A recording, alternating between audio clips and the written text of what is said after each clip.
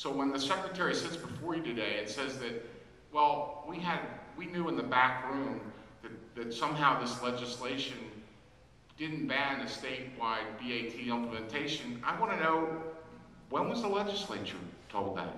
As a matter of fact, while he was sitting here, I pulled up the revised fiscal note that was written post the bill, and I read it from cover to cover.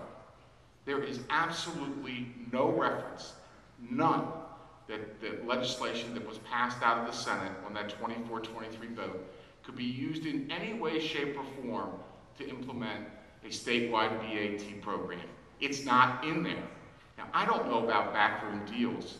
I don't know what the executive branch was talking amongst itself, but I can tell you as a legislator living this, the legislature was clear. It was not, in the 2009 bill, was amended to be coastal bays and critical areas and not a statewide ban. The fiscal note reflects that, makes absolutely no mention of this somehow being able to be construed as statewide authority.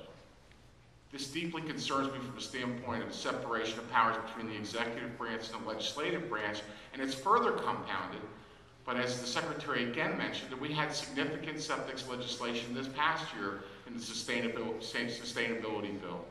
And you know what? At that point in time, it was asked, where is the BAT provision for statewide implementation? It was the subject matter we were discussing. If indeed you wanted legislative approval, come to the table, go to the House, go to the Senate, and get its approval. You know what? The department chose not to include this BAT provision for statewide implementation in a bill that was, again, very controversial, again, very far-reaching. And as I look across the room, many of you worked in intense detail for its final passage. Where was the department? Nowhere, because you know what? They figured that after the legislature went home, they could implement the regulations without a vote of the entire legislature. Ladies and gentlemen, whether you like this legislation or don't like this legislation, this has a significant public policy aspect to it. This is expensive to implement. You can make your arguments for and against it, but it is in the legislature that we should do this. And if the department really believes that this is the way to go, come back to the Senate, come back to the House, make your points in legislation as you thought you needed in 2009, and now miraculously in 2012, you say you don't need. Now, I asked for questions, some feedback from the Attorney General. The Attorney General lays out that yes, the department does need statutory authority to implement this. And yes, there's talk about that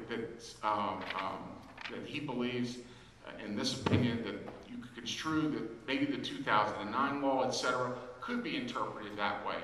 But I can tell you this, as a member of this body, and not being an attorney and having lived through the back and forth details of this, if the department wants to do this, come to the legislature.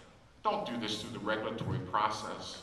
And let us bring all the parties together, air this out in the proper manner, and move forward one way or another as to whether this is concerned, because we are on the record with recorded votes and intense debate saying that the Senate and the House, this was not the way to go.